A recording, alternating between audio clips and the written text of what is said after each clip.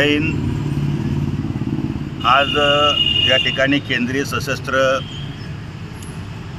बल संघाच्या वतीने पुलवामा येथे शहीद झालेल्या 40 जवानांना सोलापुरातील क्रांतीवीर 4 हुतात्म्यांच्या पुतळ्यासमोर आज श्रद्धांजली वाहण्यात आली।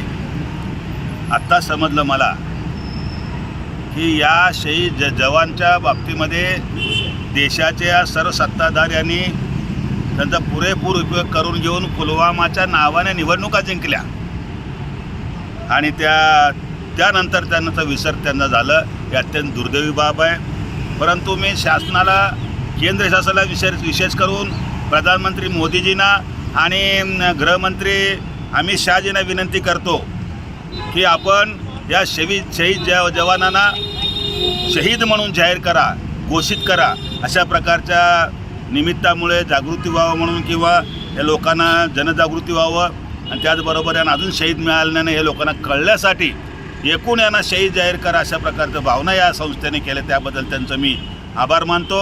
आणि परत एकदा शासनाला म्हणतो, जोपर्यंत शहीद दिलं जात नाही आता आम्ही आदरांजली वाहणार नाही। आम्ही आता आदरांजली वाहणार नाही आहे। आम्ही शिवसेना उद्धव बाळासाहेब ठाकरे पक्षाच्या वतीने रस्त्यात उतरू अशा प्रकारचे घोषित करतो आणि शहीदांना परत एकदा श्रद्धांजली वाहून देऊन संपवतो। जय हिंद, जय भारत, जय हिंद। SB न्यूज चॅनलला लाईक करा, शेअर करा, सबस्क्राईब करा।